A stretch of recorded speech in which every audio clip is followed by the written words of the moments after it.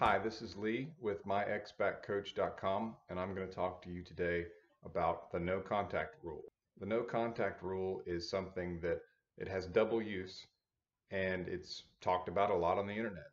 I'm probably not the first source that you've heard on the no contact rule, but I'd like to clarify a few things about the no contact rule and explain to you why it's beneficial, even though every ounce of your being is wanting to fight it. And I know that because my coaching students will often try to find back doors to supersede no contact, and they kind of want my approval for it. And they'll say, well, what if I do this? What if I reach out because he's got some things over at my house?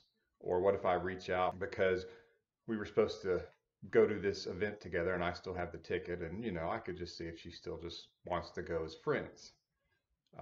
Those are not even some of the worst ones. Most of them are worse than that. And people are trying to find some back door into breaking no contact because they believe that contacting this person will actually do some good. Sometimes they'll even say, I wanted to open the lines of communication. Now, that's not much of a reason because you're assuming that communication is always good, and it is not always good. Sometimes silence is extremely powerful, and that is the case of no contact. If you have been broken up with, if you've been dumped, this person has said, I don't want you in my life right now. Now, that doesn't mean forever because we can't predict the future. But what that does mean is that they have a specific request, a specific desire, a specific want, maybe a need for you not to be in their life in the capacity that you were in. The interesting part of that is if you want to be back in that capacity, which is a romantic relationship with them, then you really can't be in their life any other way. Back to what I was saying, if this person has stated, I do not want you in my life right now, if you choose to make yourself a part of their life, you are actually being selfish and you are showing them that you are selfish. Now, they may say, I just want to be friends, and I'm just going to be honest with you. That's just what people say to sound nice. And because it's less awkward, then I don't ever want to see you again. It is very rare that someone truly wants to be friends with you. Usually it's very awkward, it's difficult, it's sad, it makes them uncomfortable. And so they say, let's just be friends, or I still want to be your friend, because they're trying to be kind. You should not accept friendship.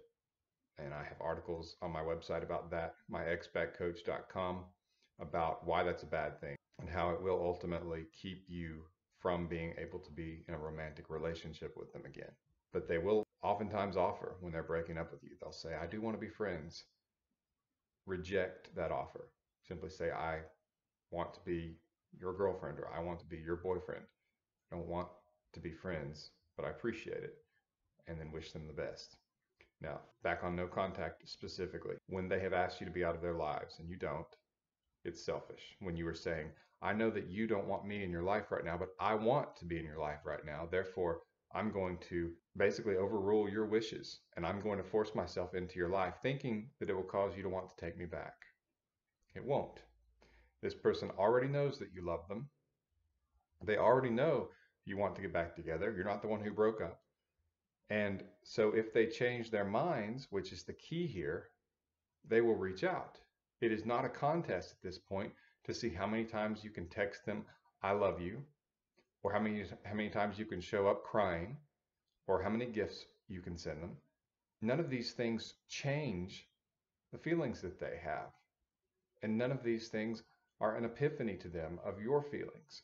And even if they were, your feelings do not matter that much in the situation. It's not a contest of who loves your ex the most, or else we would be lining up people and figuring out which one loves us the most and go with them.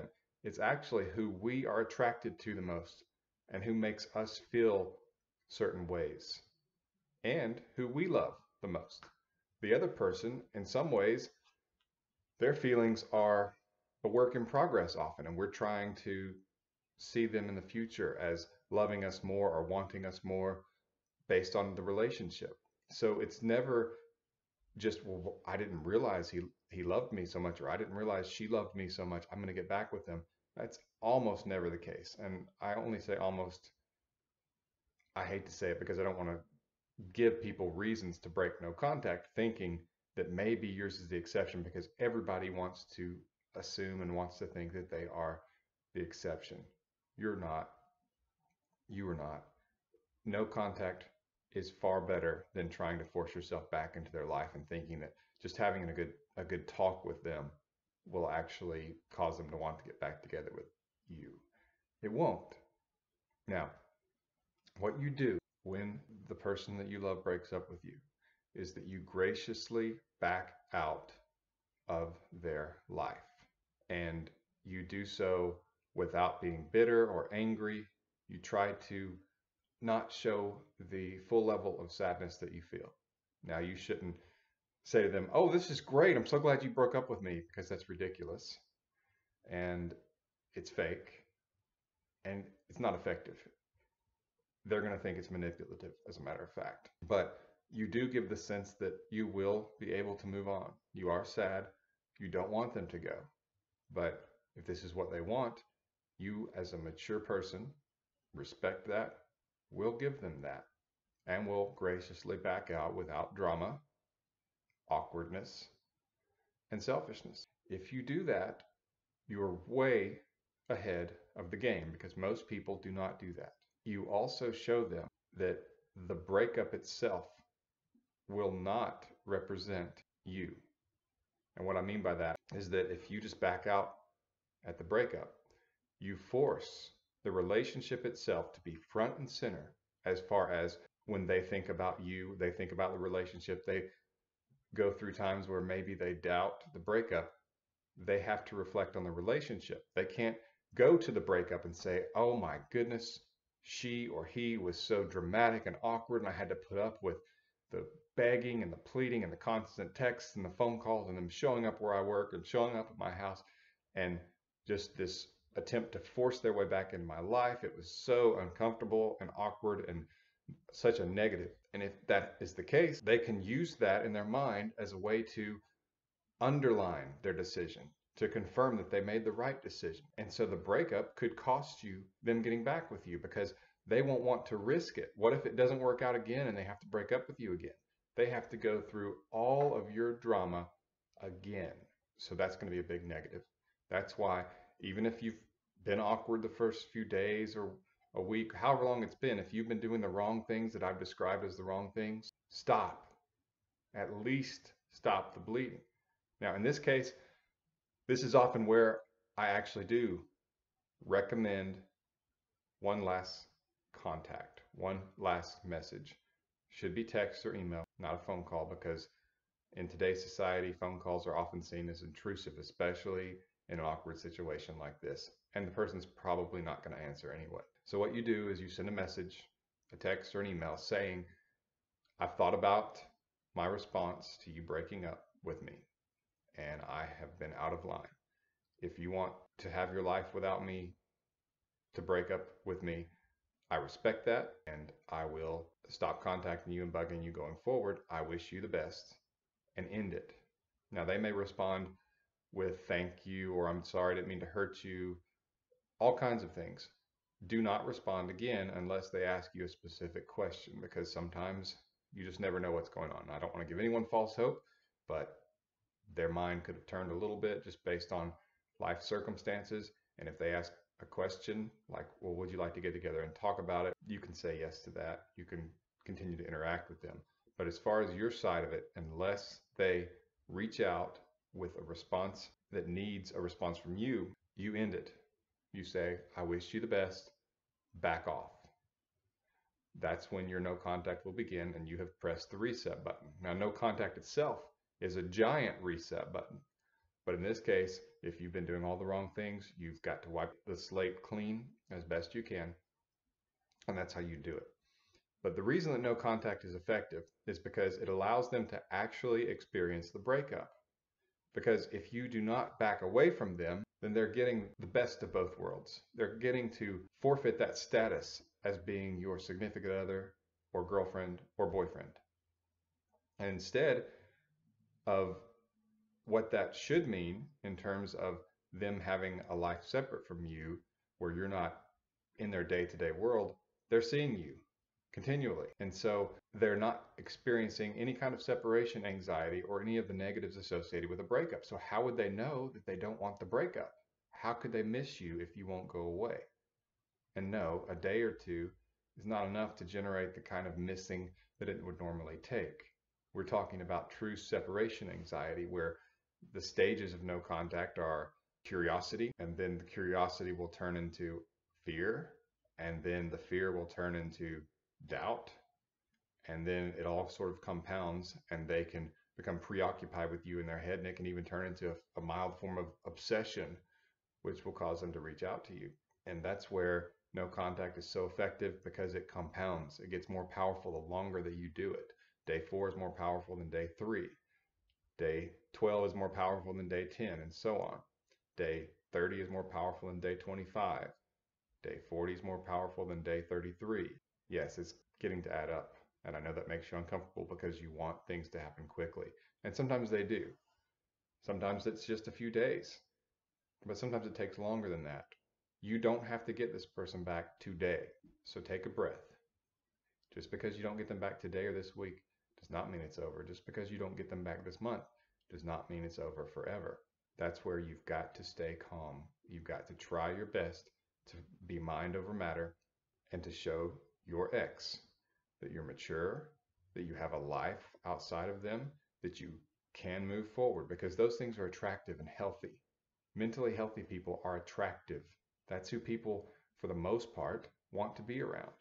That's what you need to demonstrate, because this breakup can be something that your ex will look back on and say to themselves, I learned a lot about her, or I learned a lot about him in this breakup, because they didn't do like most people. They didn't freak out on me. They didn't make it awkward. They didn't become a stalker. And that can make your ex consider the relationship again, because they know that if they do have to break up with you again because it just doesn't work, they don't have to deal with all this mess. And so they're much more likely to consider coming back to you. And they've learned about your character and your strength. And so they probably have admiration and attraction for you at much higher levels because of how you handled the breakup. So you can use the breakup as an opportunity to increase yourself even more in their eyes. You going into no contact also shows that you can keep your word, which is a very attractive trait in someone. And it's something that, again, would allow them to strongly consider getting back together with you without hurdles created by poor actions and poor choices. So if they see that you said that you will not contact them, let's say that you messed up a little bit and you were needy and trying to get back with them by breaking the no contact rule right away, and trying to beg them and plead them and brute force them back to you. Let's say you did that, and now you've said that you're not going to. You sent that reset text that I talked about.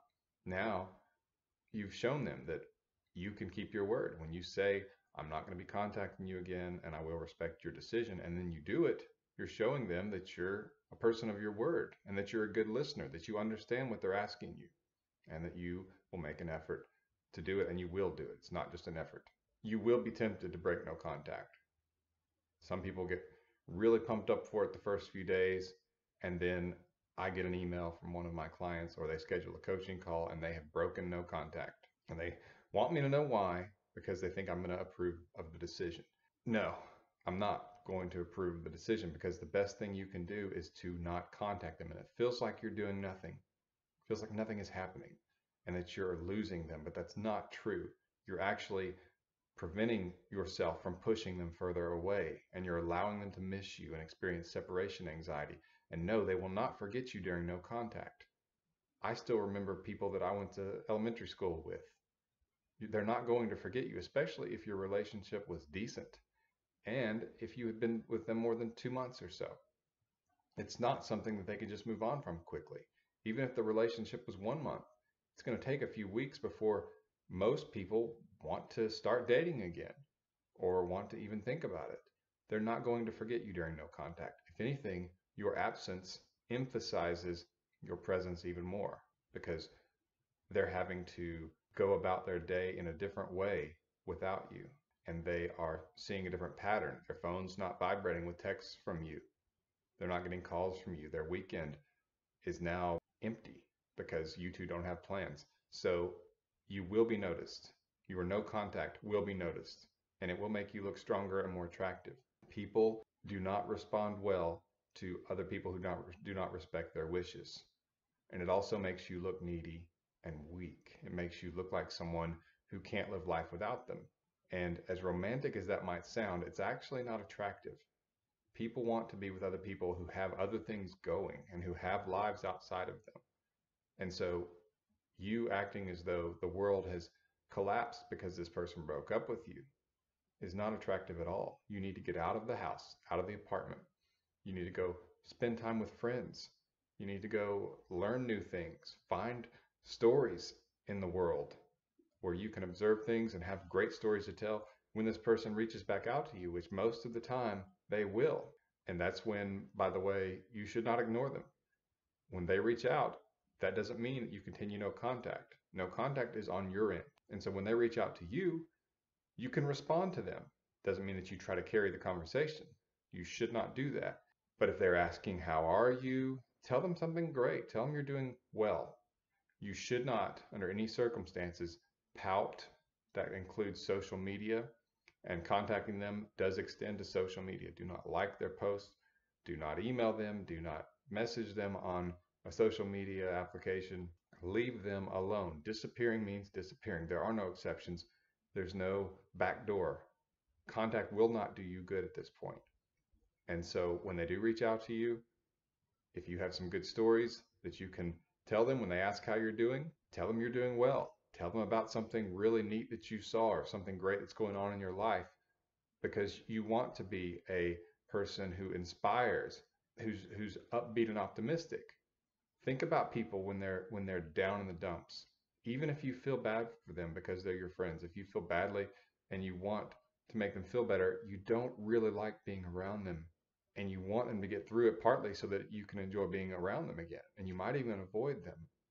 I'm not saying that's how it should be, but human nature is human nature.